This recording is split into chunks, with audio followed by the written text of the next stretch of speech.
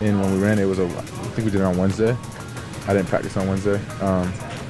But, I mean, it looked pretty good in practice on film. And then, I mean, it was up for the game. And we actually called it before we actually ran it. We called a time before, but we didn't have the right look. So we killed it and got to our run play. And, I mean, knowing Ben, I knew he was going to come back to it. So he came back to it, had the right look. And so I knew the play was on. We're running the play. And as soon as the ball was snapped, I just hear the crowd go, ooh. I'm like, perfect. I mean, everyone's thinking he probably fumbled it. And then I look back and it's a touchdown. Some coaches would get laughed out of the room proposing an idea like that. What is it when Ben brings that to you guys think this actually might work? Yeah, I mean, we think every play is going to work that he has.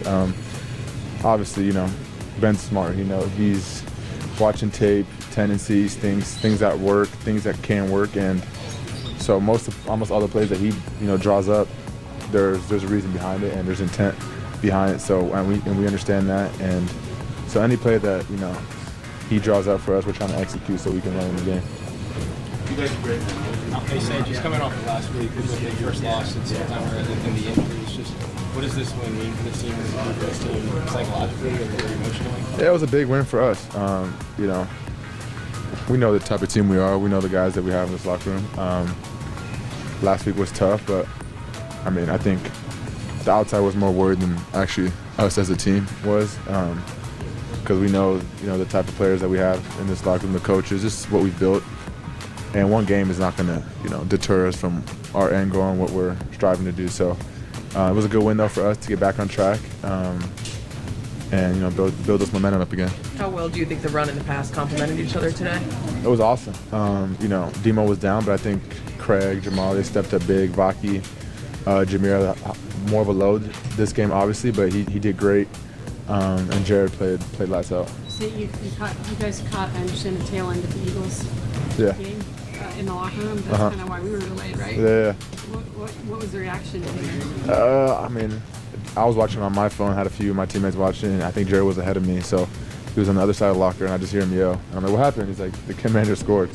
So let's go. So I still want to see how they scored, but I mean, I'm glad, finally got some help from some other teams, but at the end of the day, we control our own destiny. We got to keep winning.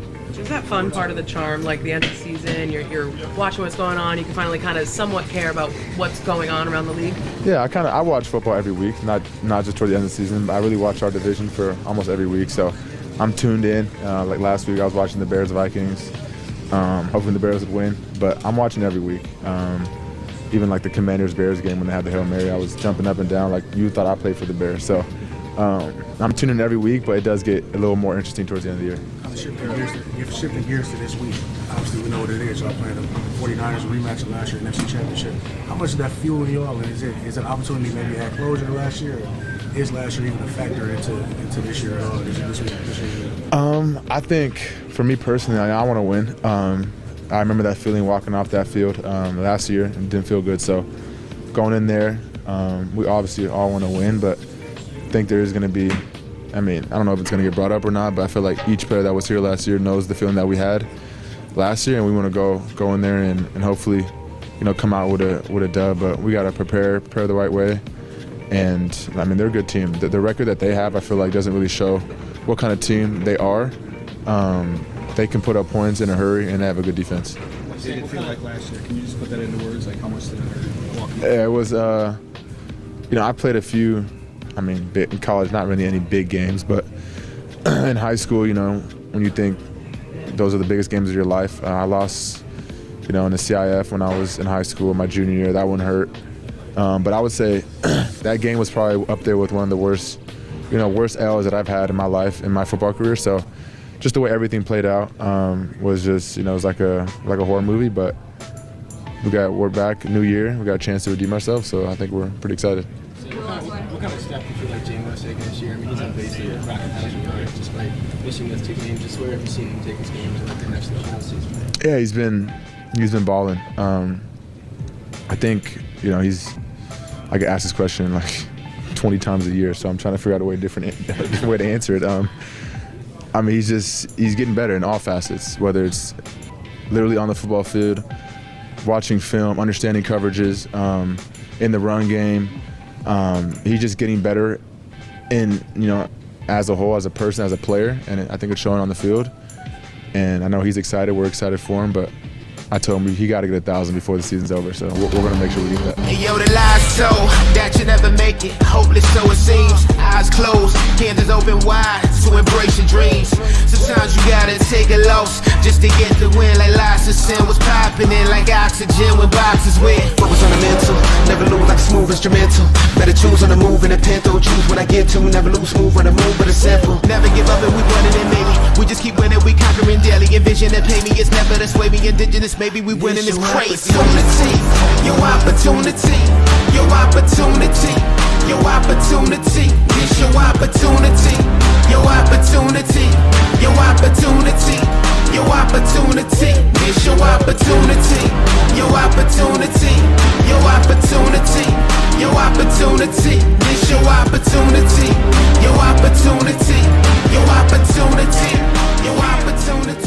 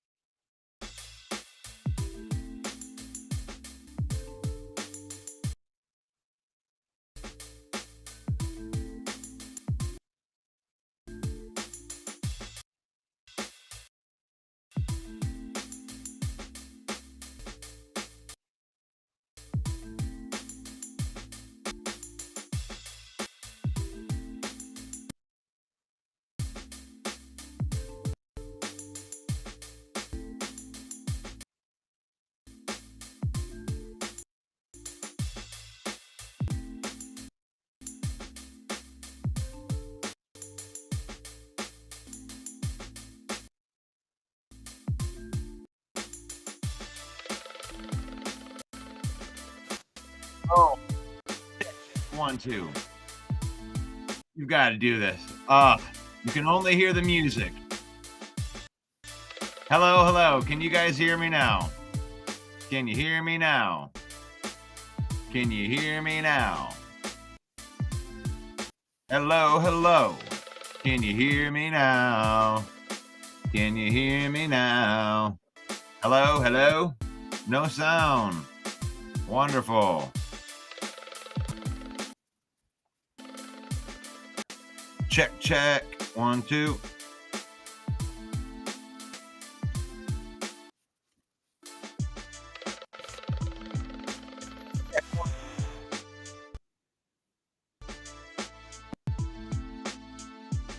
Can you hear me now? Yeah. All right. Gosh, dang it. Welcome welcome all, ladies and gentlemen, to the Lion Villain Report. It is PFF Tuesday. We're here to give you the Week 16 grades. If everybody can't hear me now. There we go. You like that? Yes. All right. PFF Tuesday.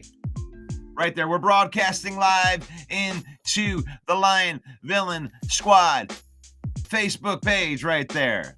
We got 61,000 followers right there. It's me here, Leon Phelps. And I just wanted to say thank you to all of the Detroit Lions fans, because I've been staying in Detroit and have a couple lady friends over. They just love it when the Detroit Lions are out there winning. And it makes it nice for my warm bottle of Cavaquier, and they get so excited when they're winning. So thank you for being a follower of the Villain Squad. If Christopher Walken was here, he'd say it's the Lions Villain Squad, and in the Villain Report. You should watch it. It's in the mornings at 10 a.m. It could be good for you. It could be good for you. Oh, hell yeah. That's right. We have a YouTube page. Subscribe to the YouTube page. Thank you to the ones that subscribe to the YouTube page. Trying to get that thing going too. You want to be guilty by association, partner with the villain. Get a hold of Main Event Mike, 810-620-2167. If you own a business in Michigan and love the Lions, and you want to support the UDFA of sports podcasting, the Tom Kennedy of sports podcasting, you can't unalive Tom Kennedy. You can't do it. He keeps popping up. He's like the Undertaker. Rest in peace. Yes. Roger. All right, thank you guys for helping me fix the sound so I didn't talk the whole time. Happy holidays to everybody. Good morning to Lee. Good morning to John, Leo, Bob. Laz is up in the house. Yeah. You like that? Jay Mommy up in the house. That's right. You like that? Jay Smooth up in the house. Congratulations on clinching the playoff berth.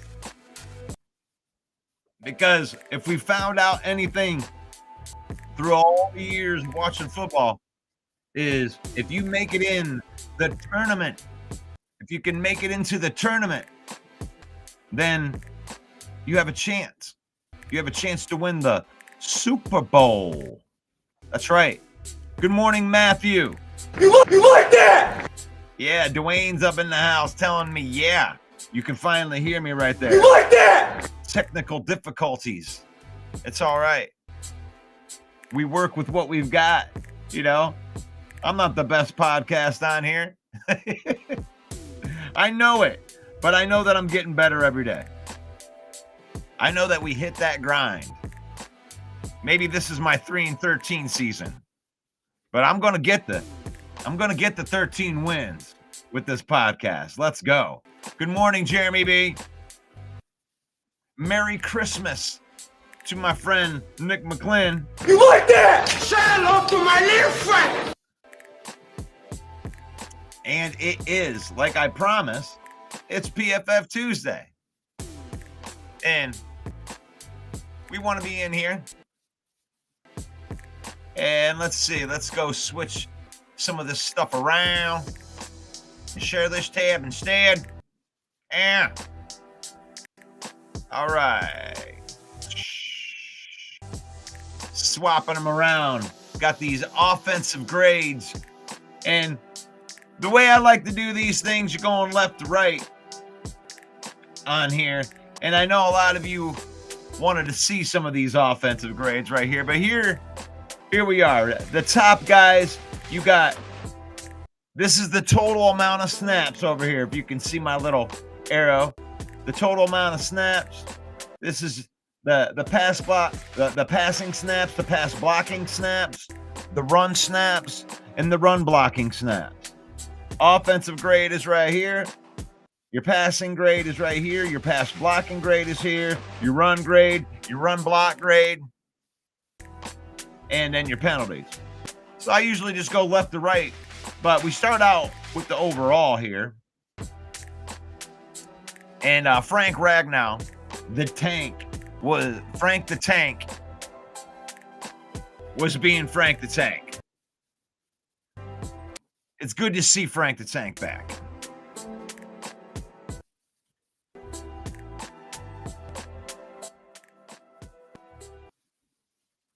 Jamison Williams, that was probably, Dan Campbell had said as much, right?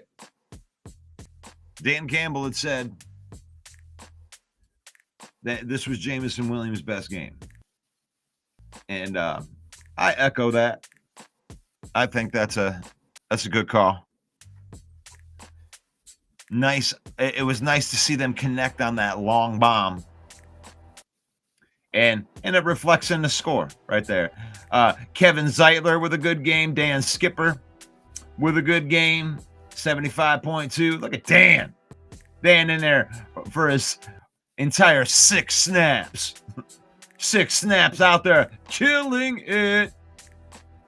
Yeah, and then Jahmyr Gibbs. Wow, you can't say enough about him. Jahmyr Gibbs.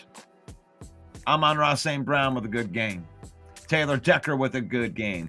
Christian Mahogany with 65 snaps, baby. This is what I love to see. This is what gets me all giddy. This gets me giddy. I already know Amon-Ra St. Brown is a stud. Jahmyr Gibbs is a stud. I knew that Jamison Williams was a stud. Ragnow's a stud. All these guys. Zeitler's a stud. But seeing Christian Mahogany out there, Jared Goff with a good PFF score too. Sion Vaki with 5 snaps. Look at that. Love it.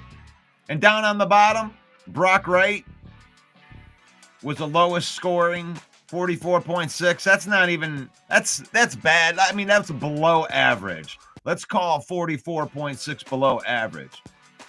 Tim Patrick average, Craig Reynolds average, as far as the overall grades here. That wasn't a great week out of Penei Sewell.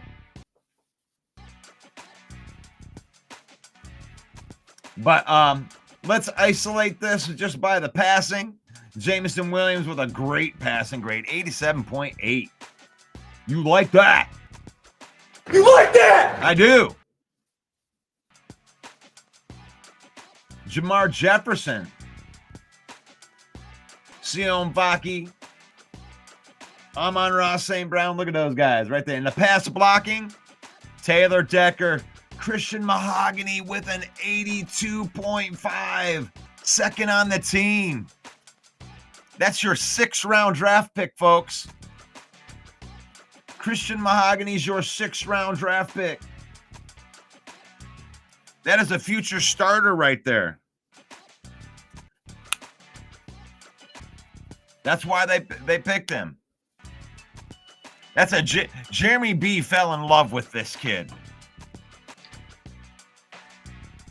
Jeremy B was up in the main event chat during the draft in the 4th round, in the 5th round, saying, why the hell aren't these guys taking Christian Mahogany?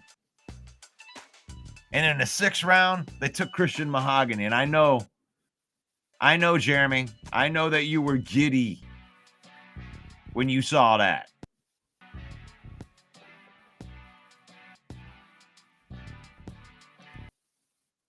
Oh, there's no doubt. Jamison Williams, no doubt. Better than Christian Watson. Christian Watson's a good deep threat. He's a good deep threat, but Jamison Williams is definitely more of a complete wide receiver. That's the thing is when you think of somebody like Jameson Williams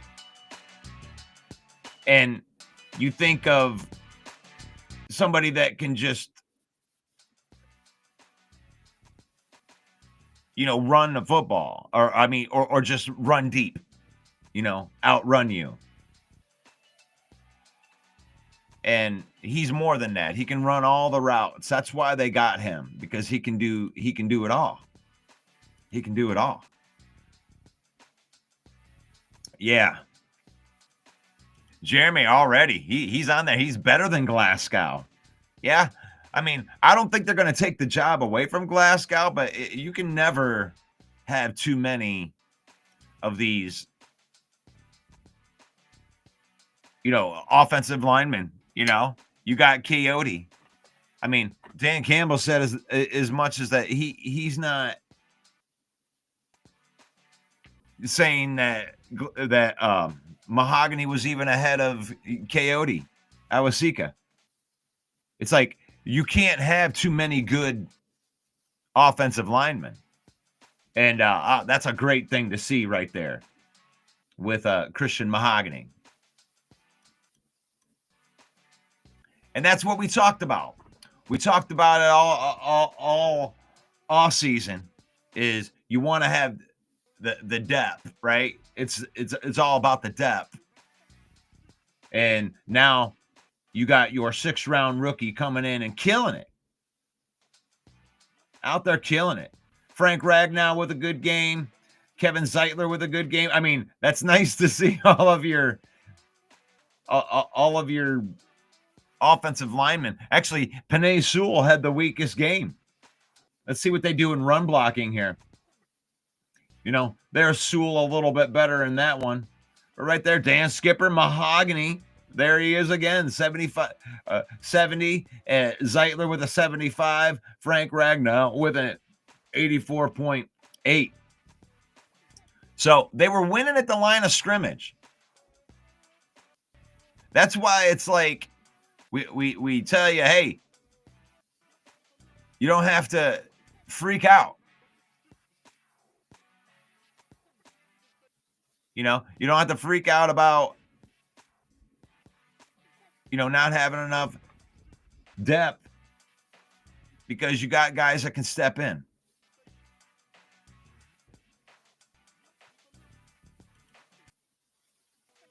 So there's the offensive grades. Let's see what we thought about these offensive grades in there. I like it. Jeremy still likes Mahogany better. Yeah. But this is the future, right? Right, Jeremy? I mean, when you're only paying Glasgow, you're paying him, I would say, first rotation money. You got him at a deal for 3 years. And I think that even Glasgow in his own mind knows that, he's that versatile piece. He'll end up switching spots with Mahogany if Brad Holmes has his way, right?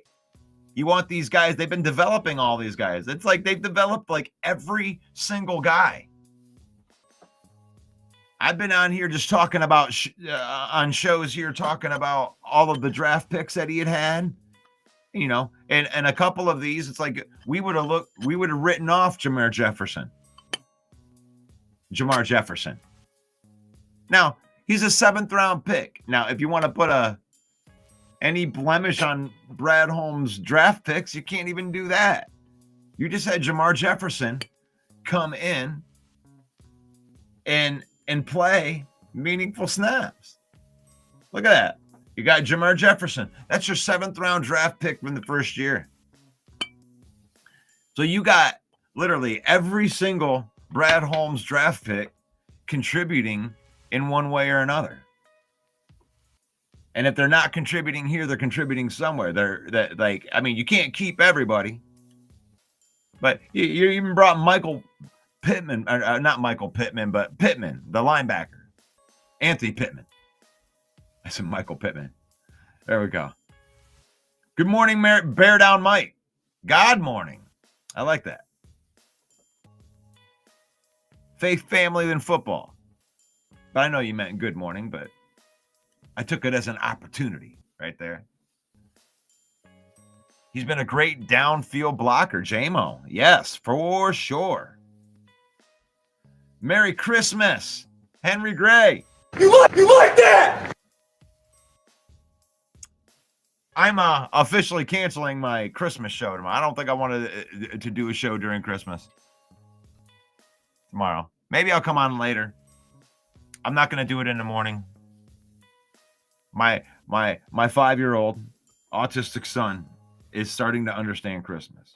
So I will be busy tomorrow. And I'm sure that you guys don't mind. But I'll be back again on Thursday with Mike doing the lock picks.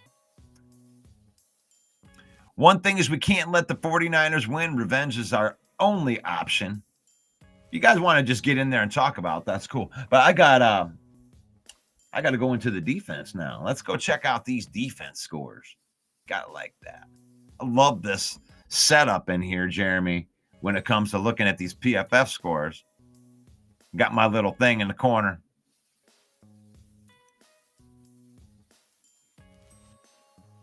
When you put me over here, when you put baby in the corner over there, it doesn't interrupt any of the flow of anything. Jack Campbell, baby. Another good game by Jack Campbell. You know, out of all the games that they've played this year, the 15 games, I can count on one hand the amount of bad games that Jack Campbell's had this year. I'm not saying he hasn't had any, but I can definitely only count on it in one hand. Jack Campbell's been a stud this year. 63 snaps, 83.5 overall grade. He's a stud. He's a stud. And he's a stud that's ascending. He's only going to get better. Look at Mitchell Gude in there. Defensive end. Only 14 snaps. But you got these guys that are practice squad guys. Look at this is coaching, guys. The people that don't know anything about coaching, like, what's a good determining factor of coaching? How do you know when you have a good coach? It's not just wins and losses. It's your backup players and your player that do you have the next guys ready? Mitchell Agude was on our practice squad. Our practice squad guys can come in and play. Levi Onwuzurike, uptick in snaps right there. Noah Lee McNeil, having a day. That's a good score for Levi Onwuzurike. Amik Robertson with a good game. I love Amik Robertson.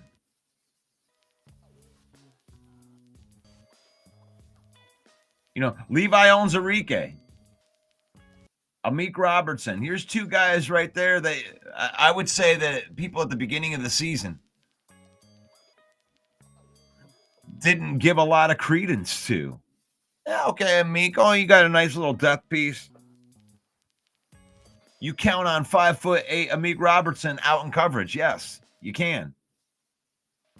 I'm not saying that he defended every play. There were some plays that the Bears made in that game.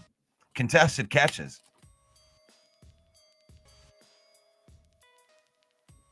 I mean, he got beat by Keenan Allen, but it didn't reflect in the score. You know, maybe in the coverage score a little bit.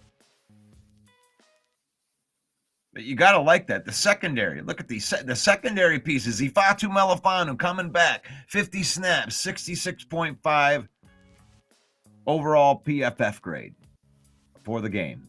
DJ Reader with a good game. Chris Smith. Anthony Pittman. Linebacker just walks in off the street. Low grades. Ezekiel Turner did not have a good grade.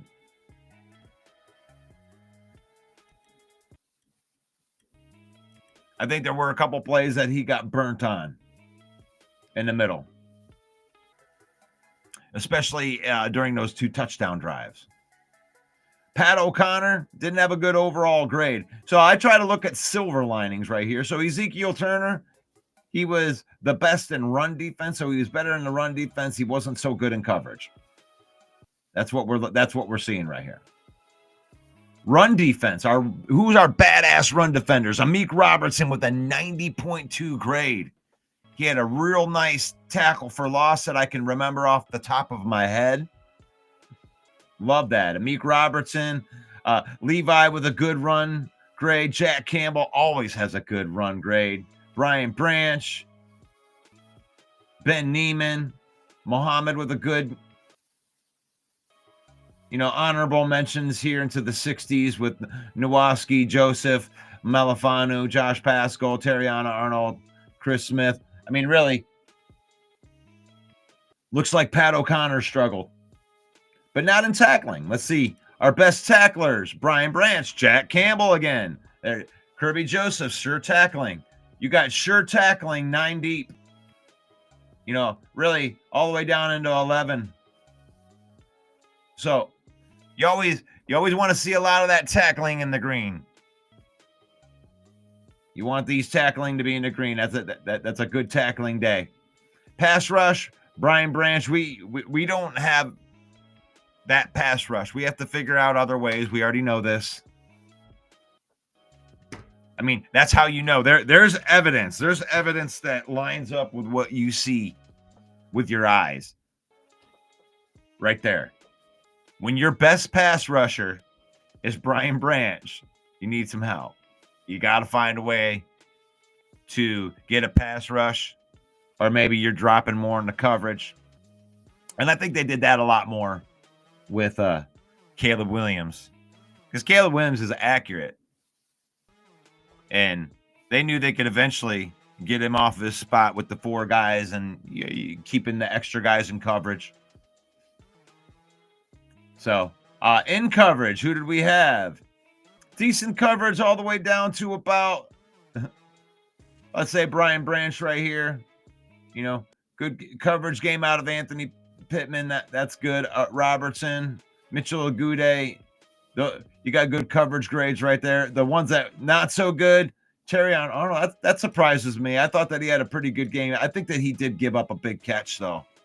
He did give up one big catch. But yeah, he seems to be getting better. I mean, where you can count on him as a piece, especially when it comes to all of a sudden the number 1 corner's out. They were attacking him. Why wouldn't they? That's the smart thing to do. So there you go. There's the defensive grades. Oh, wait a minute. Let's see what we got in hurries right there. Zadarius Smith had 5 hurries. They still had 19 pressures, according to PFF. I guess that's not too bad. At least you're getting him off the spot. You really want to see that turn into sacks. See, they did have 2 sacks, but you want to see 19 hurries turn into more than 2 sacks. That's actually that's decent on the pressure end. 5 from Zadarius. 4 from O'Connor. 3 from Pascal. 3 from Onzarike. And then we got some 1s in there. But that's a good sign, too, when you see the pressure coming from a bunch of different spots. So there's the PFF grades right there. I mean, pretty good game out of the Lions right there. It did kind of match up. I didn't see any big surprises in there with what we saw with our eyes. So, John Dorn, you are hilarious, man. It is good to see you in here, man. I forgive you for going into witness protection. You were one of the big smack talkers, and then you disappeared. I don't know why. I don't know. A lot of the Packer fans disappeared after last year, especially after the first one. It was the first win in Lambeau last year, and then all the Packer fans disappeared for like 10 weeks. But it is good to see you on here. I know you got your own show going on, but that show ain't this show. I didn't go on your show and talk smack. You came on my show and talked smack. And then you went into witness protection. So I accept your trash talk. The 49ers will pick apart that fool's gold Lions defense. Yeah. Okay.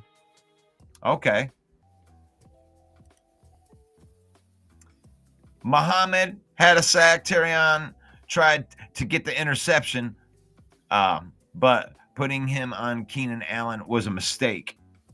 Well, what else are they going to do, Jeremy? I mean, the thing is like you got to put that trial in there by fire. And Terrion Arnold, it's hard to play cornerback in the NFL. You know, look at Sauce Gardner. Everyone's like, oh, he's going to be the best cornerback. He is a good cornerback, but he regressed this year. Like, to keep up those high level at cornerback got to be the short memory. Like the Packers, Jair Alexander. I've seen him get burnt before. Now, where's the true great corners? You burned me once, okay, but coming back around, you always see a guy like Jair Alexander. After he gives up a big play, the next time they try to go to him, they try him in that same way, he'd get the interception. That's why Jair Alexander is great. I think that Terrion Arnold has that. I think he can get there. I think he's had a couple games that have been like that. So he's a learning progress right here. And now it's all gonna, fall on him. He's gonna have to be solid against the one or the two. And Keenan Allen's been making people look stupid for years, Jeremy. He'll makes every. That's one of the greats right there, Keenan Allen. I mean, coming in there and proving that he's obviously the best wide receiver in that room. A way better pro than DJ Moore, who gave up on the season. I mean, who does that? Who says that? If I were Chicago, I'd be moving. I don't care if he just signed now. I'd be moving, trying to get him out of there. He don't want to be there. He don't believe in it.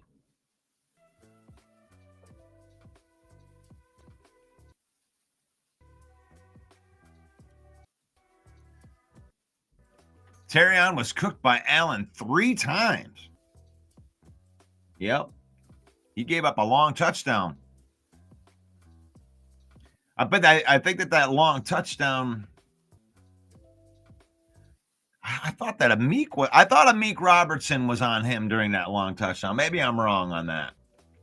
But yeah, but you got to put somebody out there on him, Jeremy. And the point being is Keenan Allen is Keenan Allen.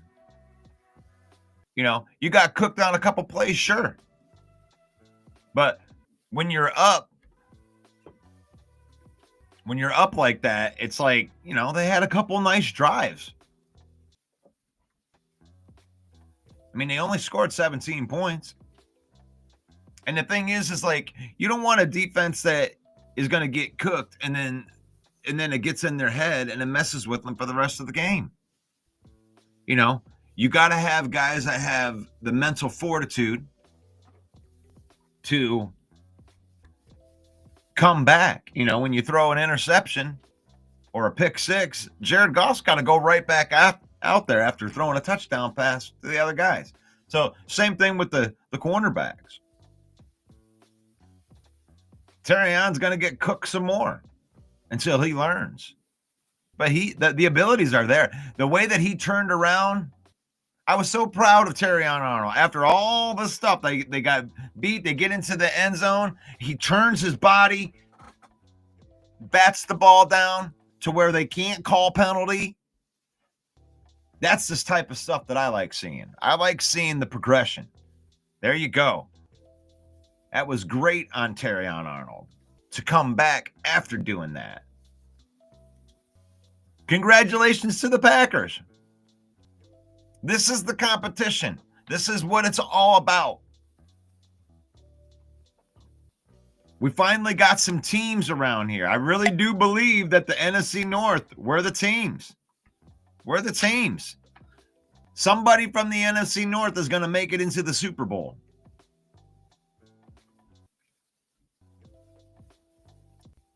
And that some team is the Detroit Lions. We're on a different level. We're on a different level. But I don't know. That Packers team looked pretty damn good last night. Minnesota.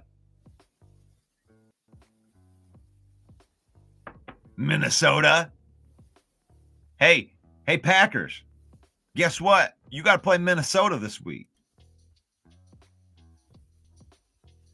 Do you think y'all will handle San Francisco? I think we're going to go out to San Francisco and make a mockery out of that weak team. That team is a team that's up there with us in injuries. But the thing is the Lions are a deeper team. They may not have Nick Bosa. They're like their third, down to their third running back.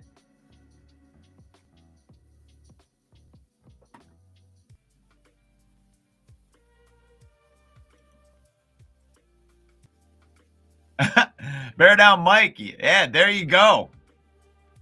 Make some smart bets. There you go. There's a way to get over depression. Hitting on some of them. Yeah. Jimmy Hoffa says the 49ers don't have elite wide receivers. You know, I don't want to make excuses for them, but they don't got a lot to play for. I got a feeling that Nick Bosa is going to sit out.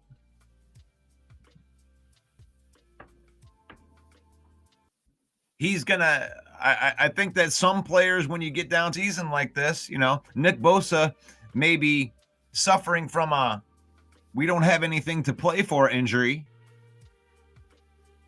And then you have a motivated Lions team. We're not going in there to face a wounded San Francisco 49er team.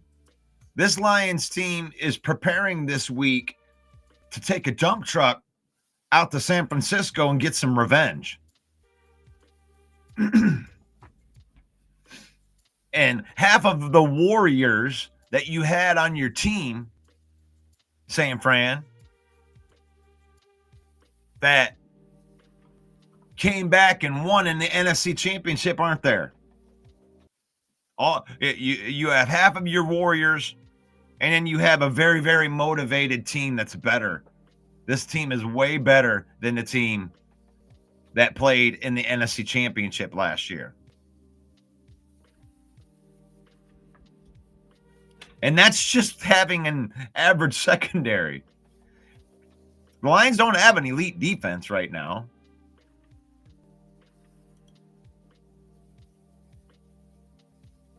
Mike says, yeah, you turn and look for the ball.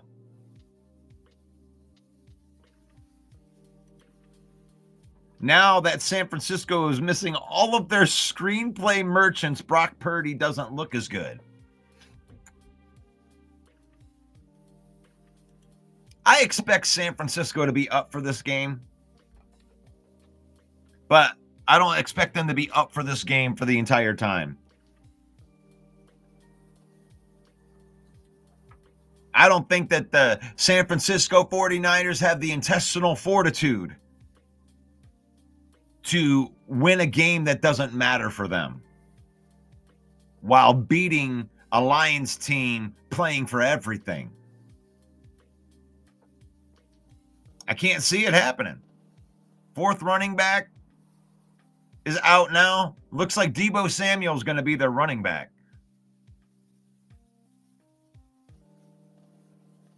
We're going to get Raymond and Rakestraw back. I don't know about that. They just signed your boy, my boy, right here. Kennedy! You can't unalive Tom Kennedy. They signed him to the active roster. Tom Kennedy.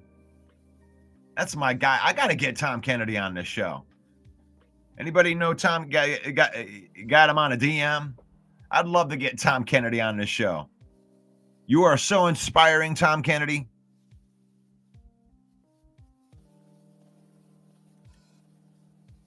I thought of you when I made this graphic right here.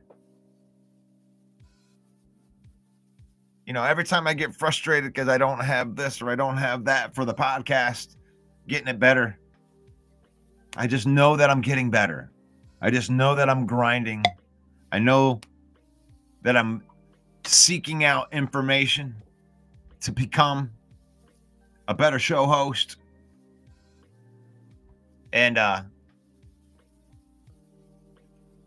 you know, learning it is just on the side.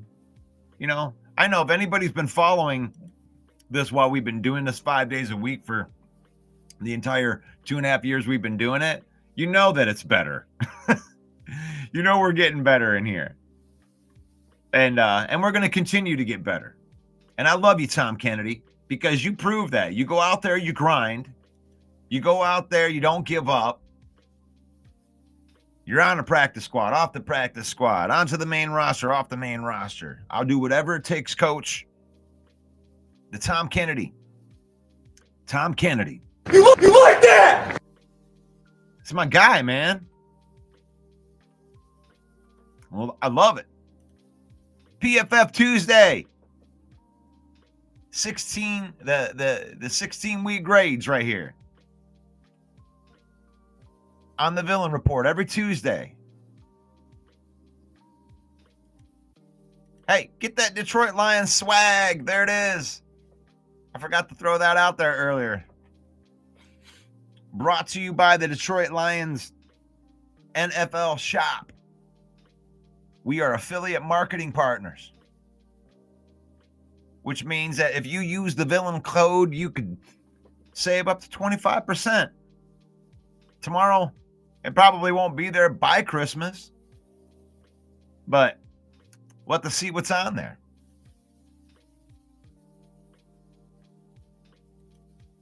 PFF Tuesday, week 16 grades. We are on YouTube. Hit that subscribe button. Help us out. That's free.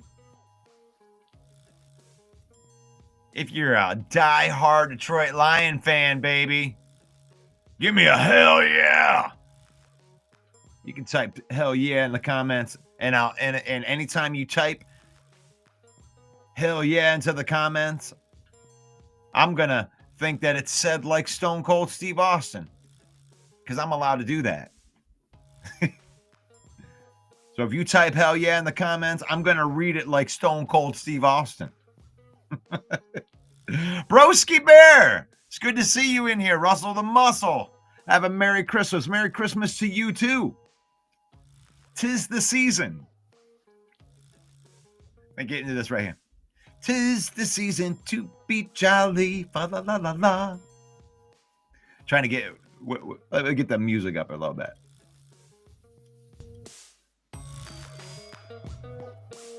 Fa la la la la la la. Fa la la la la la la. Yeah, Merry Christmas. The Detroit Lions at 13 wins. The Detroit Lions at 13 wins. The first time in franchise history. I don't know if that's like, I know some people probably make fun of us for that. What, you've never won 13 wins before? Not 13 times?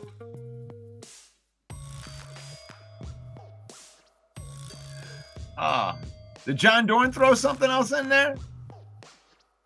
Where'd you go, John? You didn't leave me again, did ya? I can't throw a little bit of heat on ya? I can't throw a little bit of heat on John Dorn? He already ran. Check out this Manheim Steamroller for Christmas if you've never heard of them. Okay. Oh, I thought you were talking about what we have here. This is like the AI version right here. Let's see what else I got here. So find another. Shuffle it up a little bit.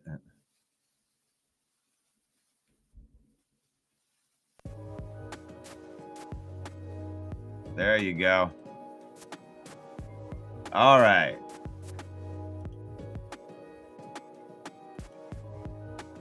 So I'm not going to do a show tomorrow for Christmas. Obvious reasons. I'm going to take the day off. My 5-year-old autistic son, Riker, is starting to understand Christmas a little bit. We've been really getting into that Polar Express. And I think he's watched it like 10, 15 times.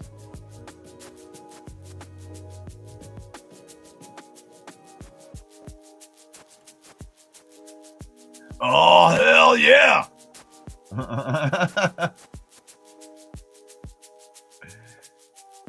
Yeah. So the Lions going all the way out to San Francisco, trying to get some of that revenge.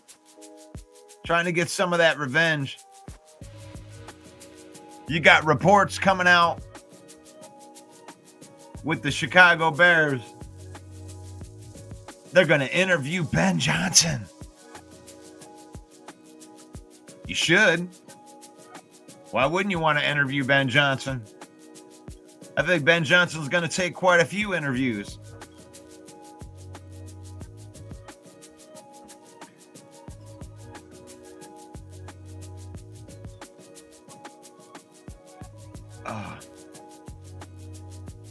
Terrion is growing in the league just like his hustle. Gibbs, J-Mo, Laporta, Goff. This line is crazy. That's something for sure. When you look at it with the future of this team, you know, the future looks good for the Lions. Like it, and you have a window. You have a window of just 2 years in the immediate. But in 2026, you're going to extend that window probably by 3 or 4 years when you re-up your guys and move your money around. We haven't done the first money shuffle yet with our high-paid players. We're still in the sweet spot. Going to be signing some players coming in the offseason, and they're keeping all of these guys. And the future, you know, you got Penei Sewell, you got Decker, you got Ragnow for 2 more years. You got Glasgow for 3 years. Zeitler is not under contract, but you could probably get him back again if you wanted. Mahogany's coming through. You got depth for years. Like, it ain't going nowhere. Laporta, he's only on his 2nd year of his deal. Gibbs won't even be eligible for an extension for after next year. You know, these guys are young, hungry, growing up together, and you think that you're going to patchwork a team in 2025 or 2026 together that's going to compete with this team, this well-oiled machine that isn't really going to participate as much in free agency because all of our starters and depth are drafted and signed? Ooh, the storm is coming. The storm is coming. And we'll see if the Packers and the Vikings can keep up.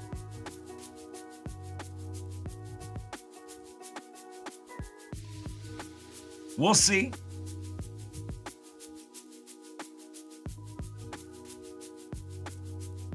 But when I look at this fluid salary cap right here,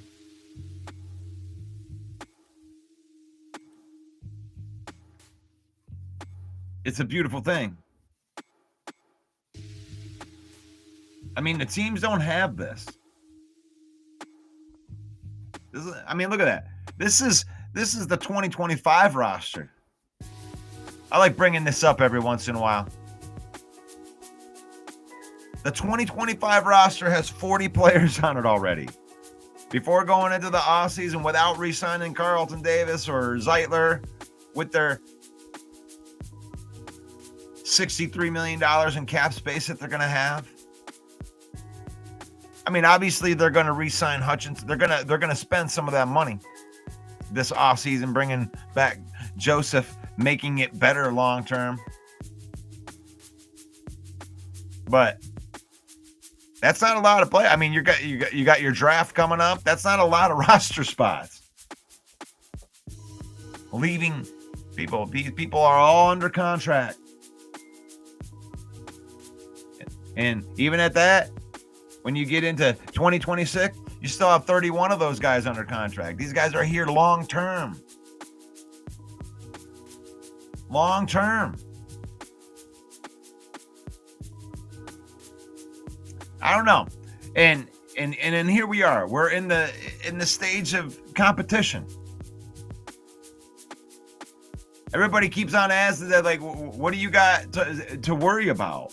You know, I don't really care what other teams are doing.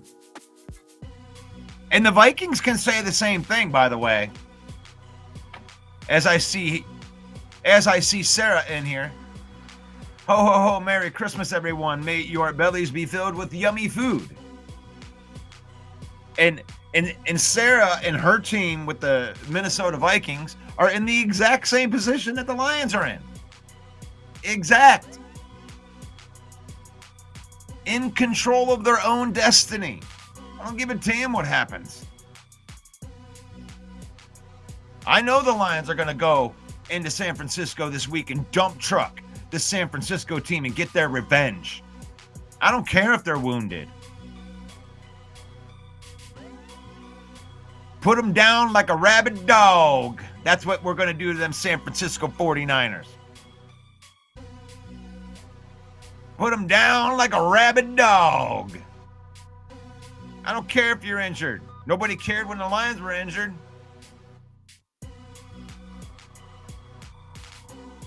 But the Vikings got the same thing. They got a Green Bay wall right in front of them.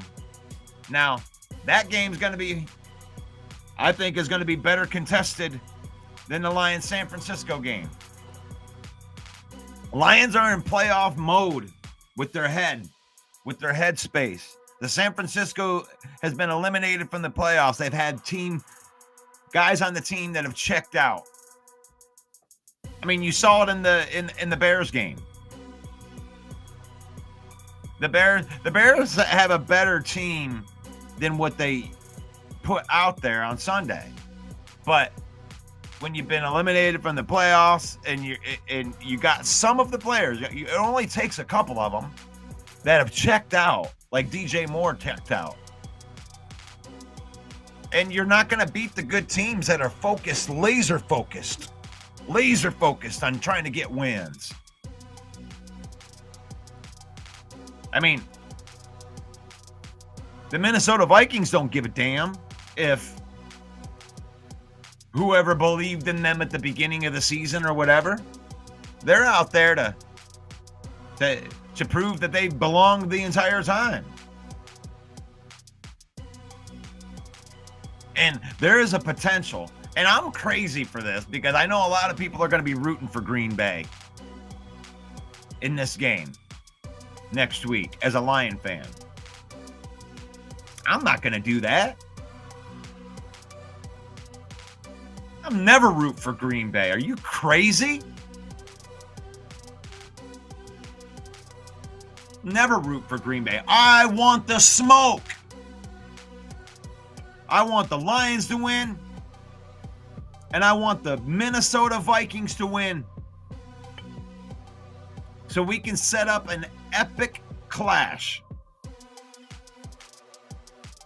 that comes around about as often as a solar eclipse.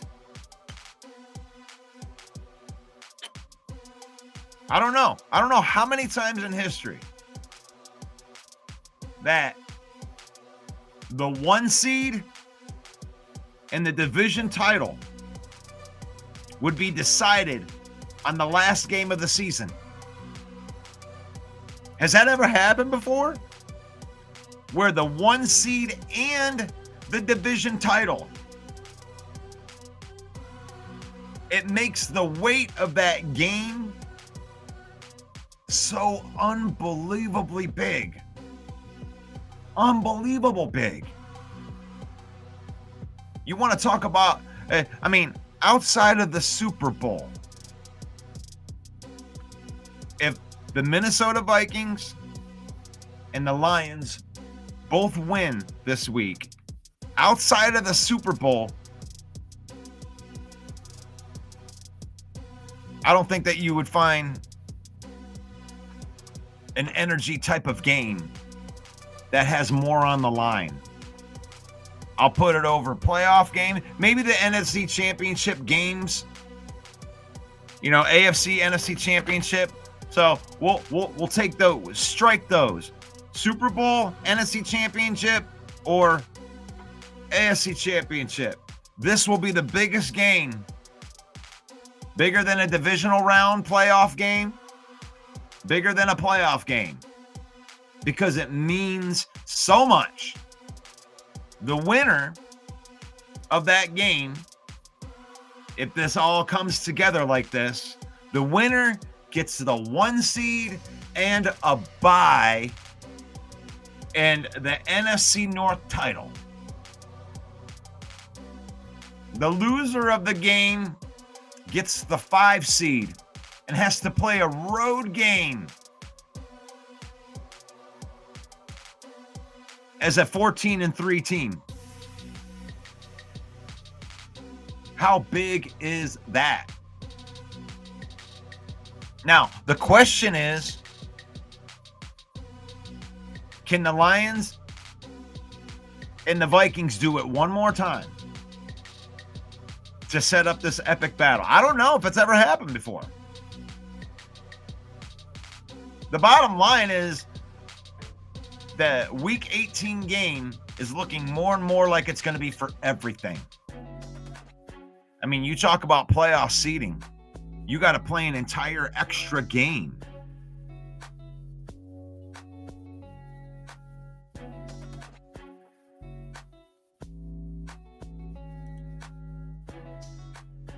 And this is the truth, right? This is what it comes down to. The Vikings win, they in. Because if we both get there at 14-2 and they beat us, they go to 15-2, they have a better record. None of the tiebreakers mean anything. This is what the Viking fans have been trolling us about for the last few weeks. They're there. They've been winning every single game right along with us. There's only one more stumbling block. The Lions have to go out to San Francisco and face a decimated injury team just like the Lions, but they've been eliminated from the playoffs. And the Vikings got to play a playoff team. You got to play a very, very good Green Bay Packer team. And I'm going to be rooting for you, Sarah. I'm rooting for the Vikings. I like Viking fans better. I went out to Minnesota to a game, and that out of all the road games that we've ever been to, the Viking fans are the coolest. They were the coolest to us. They invited us into their camps. They fed us food. They treated us nice.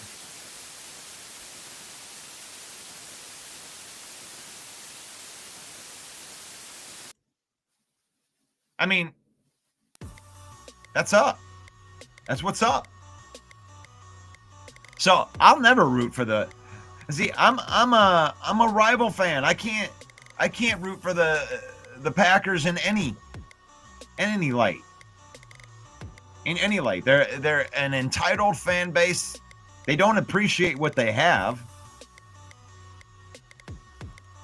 I mean, it's proven in their comments and their trolls against us. Oh, we don't hang division banners. That's just not that important. The division banners absolutely means something. Every single one of them. Every single year that the divisions have been around, they mean something. You know, they got trophies in college football. You know, the Minnesota, they got the little jug and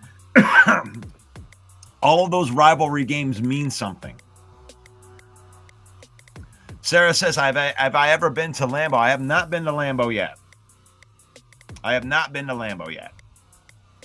So I don't have a lot of experience in the road games yet. We're getting it out there. But went to Baltimore, you know, been to Soldier Field, but I have not been to Lambeau yet. But just in the treatings of the way that the fans interact. I mean, I like the Viking vibe better. You know, when it comes, I mean, at least I can look at a Viking and be like, ooh, the Vikings, you know, they got a Rams, or they got a horn that they sound off and they do the skull chant. I mean, it's a fun experience. And that's okay. And Corey says they both talk crap. They do. But the Green Bay fans are way worse. I mean, they can't even take L. I got Viking fans that come in here. And when they talk, at least they come in afterwards. The entitlement. Like you entitled to something. You ain't entitled to anything. Stay in third place and like it.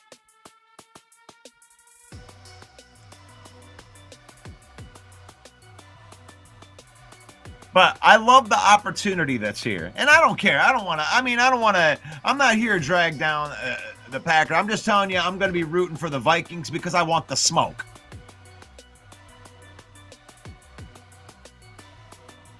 I want the smoke. And I probably will. I'll get to Lambeau. Believe me. I'll get to Lambeau. I just need to be not in poverty. Packer fans did call us a poverty franchise. The last I checked, our owners were quite rich.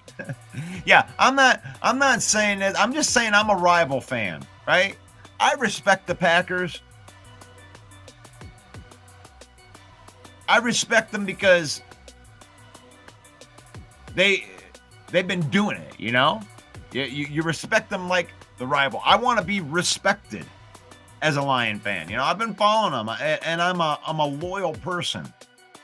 So, and when you're a loyal person,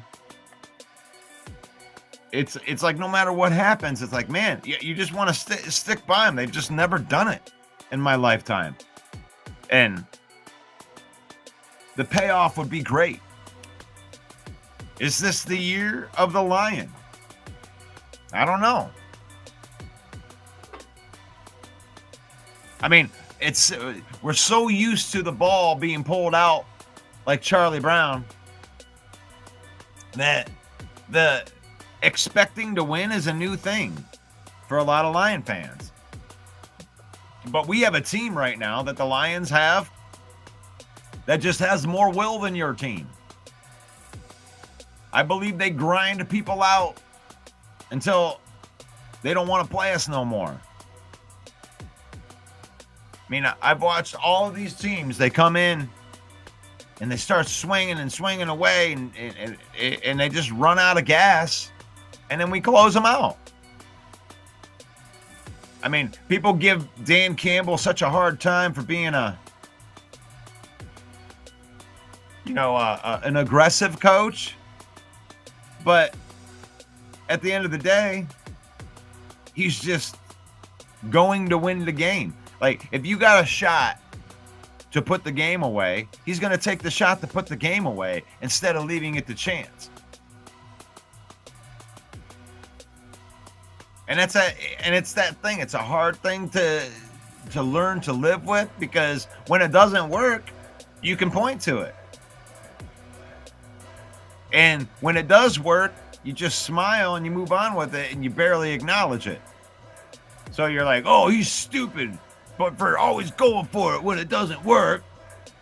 It's like, okay, well, that's not smart fanning when it comes down like that. But I want the smoke, Sarah.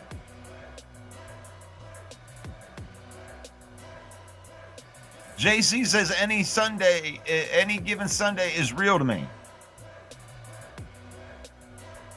And the Lions have a way of taking that any given Sunday away from you. Because when you step on the gas at certain times that are uncharacteristic, then you put them away. Any given Sunday is a real thing. But when you're in control of your own thing, when you're in control of your own fate and you play your brand of football, if you even have a brand, the Lions have a brand of football. And when the Lions play their brand of football, I don't think anybody can beat them. Now, when teams do a good job at forcing them away from their brand of football, like the two teams that beat them, then they have a chance. And the Lions had a chance in both of the games that they lost. But when the Lions play their brand of football, it's damn near impossible to beat them. They put you in a trick bag. So,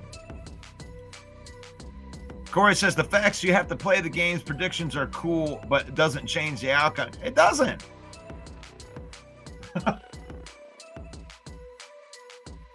It doesn't. But you wouldn't be on here listening if it wasn't something that's interesting to you. We make predictions. And if you make enough predictions, you can get good at it. Check the record. You can check my record. You can check my record. I've had a winning season in predictions every year. And that's with a spread. So, we can make predictions. They do have to play the games. But you can get good at making predictions. You don't get them all right. You don't. But the Lions have the best chance to win the Super Bowl that I've ever seen. And it's by a mile. There is no Stafford team, even with Megatron in there, that I felt this good about. And it's because you needed those three guys.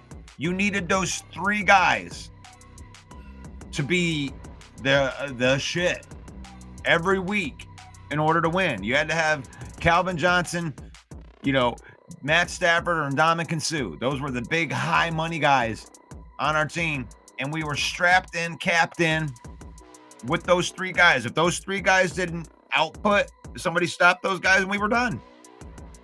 There wasn't depth. There wasn't anything to lean on, When you actually did have these injuries, the sky actually would fall. You're going to depend on as a number one wide receiver without Calvin Johnson. And who you going to go get when you have to pay Calvin Johnson? So, the Lions team is so much more, deep with, the second level of guys, the third level of guys, the practice squad guys, the coaching staff is all got everybody on the same page where you can depend on guy after guy after guy after guy, no matter who steps up.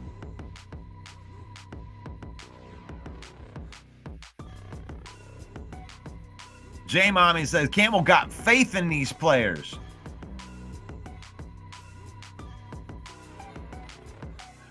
And Paul, this world, and to this world a son is born. Merry Christmas to everyone. You like that? Thank you, Paul. That's my God-fearing friend right there. I love that. Corey Patterson's a fan. He's just a realistic fan. He's a realistic fan. He ain't gonna let any of the wool get pulled over his eyes with all the homeristic talks. I can talk Homer. You know, the homeristic side pushed me over top. I think we're unbeatable, right? But any given Sunday means that, you know, any team can get you. They can execute better than you. These are professional athletes. They don't back down. They're going to continue to try to grind too, just like all of the other teams.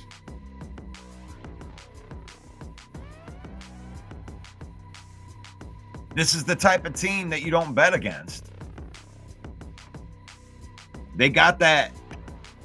They got that something. This team is built different. I mean, even in the Buffalo game, they don't give up. They take it all the way down. You go in, you don't turn the ball over, Amon-Ra. I mean, you go back, you change a couple self-inflicted wounds in that game. Maybe that turns out different in Buffalo.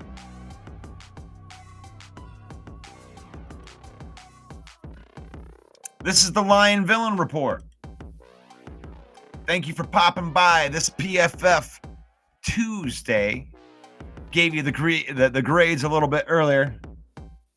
I appreciate everybody for stopping by.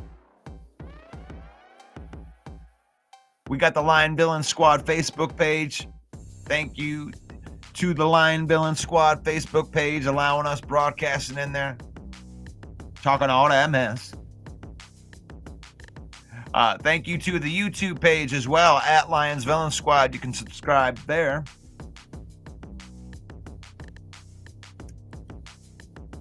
You want to be guilty by association? Do you want to partner with the Villain Squad like the NFL shop right here, where you can get your Detroit Lions swag at 25% off right there? You're welcome. 'Tis the season to be jolly. Fa la la la la la la la la. Right there. If you want to partner with the Villain, you own a business in Michigan and you're a Detroit Lion fan, you can get a hold of Main Event Mike at 810-620-2167. That's 810-620-2167. And find out how you can be guilty by association.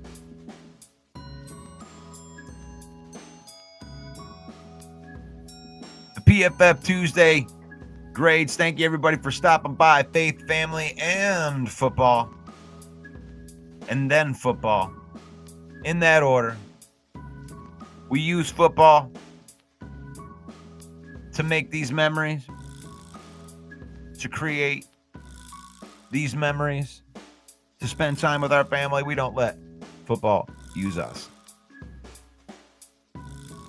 That's about all the time I'm going to have for today, everybody. God bless you guys. Thank you so much for popping in here today. May the Lord bless you. May the Lord keep you. May the Lord shine his face upon you until we meet again in Jesus' name. Amen. Amen. Have a Merry Christmas, everybody. I'm going to take tomorrow off, and then I will see you guys on Thursday for the Lock Picks. Peace and love. Hey yo, the lies so that you never make it. Hopeless, so it seems. Eyes closed, candles open wide to embrace your dreams.